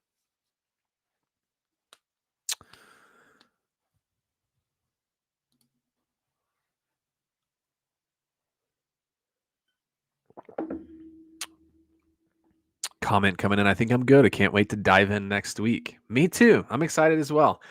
I mean, obviously I use this sheet for my business, and with each new sheet, it gets a little better, and I can't wait to start using it for some of the features that I get. I guess one last thing that I'll say, going over to the creator, for those that get the creator, it's going to operate exactly the same. It's just going to have a few more tabs. So let me take this off. Let's go over to Whatnot. Yeah, so you can copy and paste in here from the inventory tab if you just click the listed date and paste it just like you would a sale. So for Whatnot sales, you're going to log your sales here line by line. You can do this a few different ways. You can log item by item that you sell on Whatnot. And you can kind of see I've done that with these first 5 items here. According to this sheet, on January 1st, I had a show. I sold 5 items in my Whatnot show, and I've logged all of the sales price, the cost, and the fees. And then it automatically calculates my total fees, my profit and loss. You can do it that way if you want. Some people will want to see item by item. They want to see that detailed view. But if you're someone who, I mean, I know a lot of resellers out there who are on Whatnot, and they're doing 50 item shows, 60 item shows, and sometimes they're doing that 2 to 3 times a week. And to come in here and log 100, 150 items every week, plus all the other stuff you're doing, is way too much. So you want a simplified view. You can also just come in here like I did on this line here, February. Let's say I had a show on February 1st, and I want to just collect the macro view of the numbers. I can come in here, put the units. I would just do February 1st show. Again, I don't want to do that. All of this information is important, so make sure to fill it out. Listed date, not so much. You don't have to fill that out if you don't want to. But February 1st show, number of units I sold, total dollars that I collected, total cost of those items, total fees that I paid. Obviously, you'll have to get those numbers from Whatnot, but you'll bring those over here. And then if you even want to put in how much giveaway shipping that you spent for that show, how much you collected in tips, and maybe if you get referrals, how many referrals you had, you can put those in here. So you can put all this information in, and it will track onto the month tab. If we go over there, you'll see that information here. So that's to play around with, and I'll let you do that on your own time. Merch tab is going to operate very similar. very easy. You'll notice if you're looking at the start tab, again, we're looking at the creator now, and you'll notice a few different categories that we didn't have on the premium, these two in particular. We now have merch categories. So I'm going to put in all of my merch that I'm selling, and you can always add later. You've got 15. And then creator categories. So however you're getting paid to create content, put those different categories in here, and that you can track later. So when we go back to merch, those that we put in are already starting to pull over, and I can quickly come in and log those sales. So, you know, February 28th, I sold 25 watches. That's just an example that I have. Here's how much I made, sold price, shipping collected, and fees that I have. Of course, they're not $1, but I just threw those in. March, I sold 10 stickers, $30 total on the 10, $3 a piece plus $10 shipping. And then my shipping cost was $9.89 to ship out those 10 stickers. So you do what you want to do, but that's how you log those, and you'll see those numbers pull in here. Same with creator. Whenever you get paid money for creating content, just come in here, quickly log it. So on March 31st, I logged YouTube earnings of $100, and those pulled in here. And then all of this flows into the profit and loss as well. So the profit and loss on the creator looks a lot different, not a lot, a little different than the premium, because now we don't just have platforms that we sell on. We have these 4 ways of how we make money, and all of those pull in here automatically. And then we've also got these 3 different fees: whatnot fees, online platforms, and merchandise. This all probably sounds confusing. I think once you play around with it, you'll start to get the gist of it, but it operates exactly like the premium. Okay. Let's see if I'm missing anything. Yes, thank you so much for joining me. I appreciate that. Nikki says, love the consignment tab on TikTok. I'm glad you like it. Me too. I'm looking forward to using it as well. Posh TLC, have a death pile as a new reseller and slow at listing in 2023, getting to it in 2024. That's right. Get the goal going. Let's go. Okay. That's pretty much going to conclude this demo. I'll stick around for a few questions. I know, Sue, you've got a question. I'll go ahead and show you real quick. Sue's wanting to know, how do you transfer? So maybe you had the basic last year and now you're transferring to the premium. I'll show you how to do that. And then if you have any other questions, please hang around and ask me. I can go over that too. But for most of you, that may be all you need. And again, there are other tutorials out there too. So let's do this, Sue. I'm going to show you how to transfer from basic to premium. It's a little different just because you don't have as many columns. So this is the 2024 sheet, but let's pretend this is 2023, and this is the basic. If you're looking at the premium, you'll notice the inventory has store and category here, where the basic does not. So if you copy, just like I showed you earlier, it's going to be off because you've got 2 extra columns in there. So what you're going to do is copy listed date to the bin all the way down. So you're going to capture those first 4 columns, copy that column, and then when you go over to premium, let's just say this is a blank sheet here, you're going to paste those in. Again, so 1 extra step. Then you're going to go back to the basic, and now you're just going to copy the rest of these if you're wanting that. So I would copy these top to bottom, cost through cross post, and then I'd go to premium. I'm going to skip these 2 columns because I didn't have that on the basic. I'm just going to go to the first line, cost, paste in, and then it would paste in next to the appropriate column. Does that make sense, Sue? Thank you, Humphrey. Have a great night. Thanks for joining.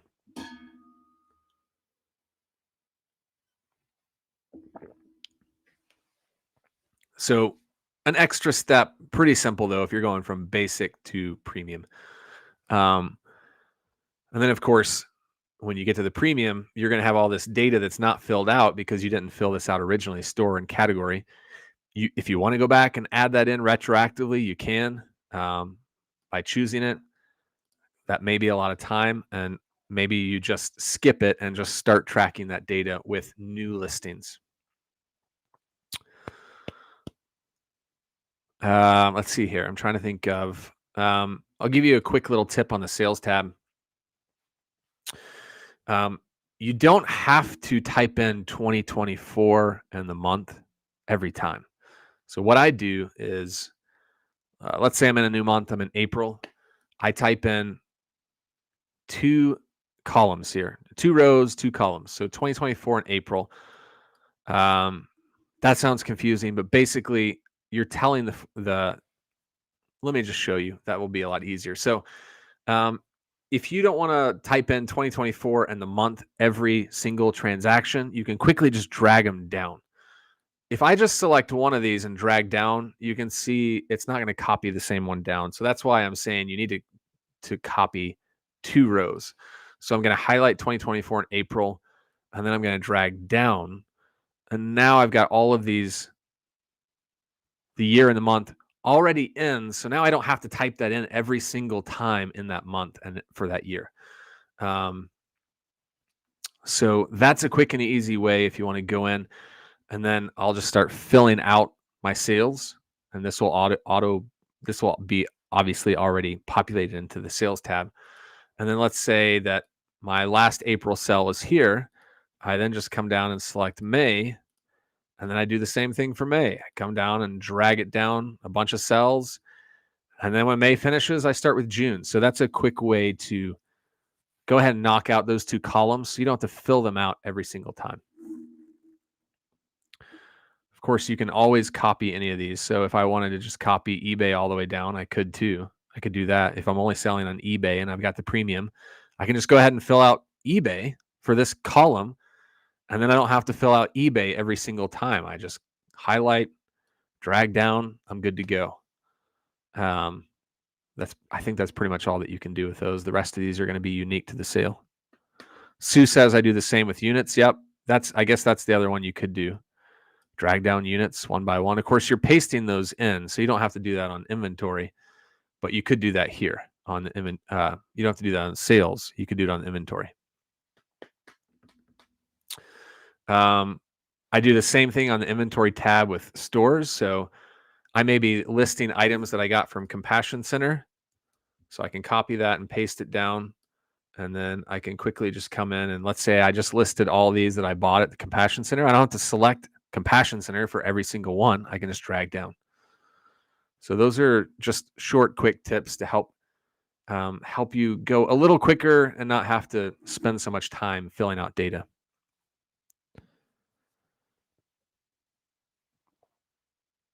Thank you, Jaylicious. Appreciate that. How do I show 2023 receipts, listing date 2024? So if I understand your question, how do you won't really log anything that you paid. If you spent money on the business in 2023, you're not going to log that here because you already spent it in 2023. That's on a different sheet. So you're only going to log your receipts that you've accumulated in 2024 here. Caroline, if you can help with that one, go for it. I may be misunderstanding the question too, and if I am, I apologize.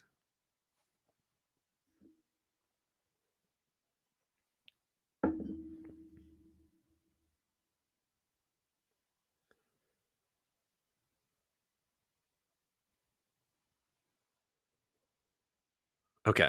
So it sounds like,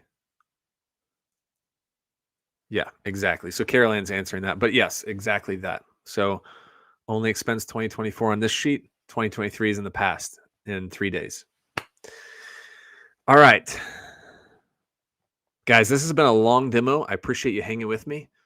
Those that stuck around all through the whole thing, you can always reach out to me. Know that when you get to January 1st, I'm going to do a few more weeks where I do weekly lives, and then I'll probably go to monthly lives once we get past the new year, like several weeks past the new year. But you can always reach out to me on the FAQ page. So it doesn't matter which sheet you have, it's all right here at the bottom. For some reason you're needing help, this will tell you right down here how to get a hold of me, how you can share your sheet so that I can see it. So you're going to send me an email to that email down there, spreadsheethelpme@gmail.com. And you're going to share your sheet with that email. Then you're going to, so you'll share it with that email. Then you'll send me a separate email to that same email explaining what you need help with. So, or you can also put a comment when you share it too. So hopefully that's not too confusing. That will tell you how to do it. Dwight, what's up?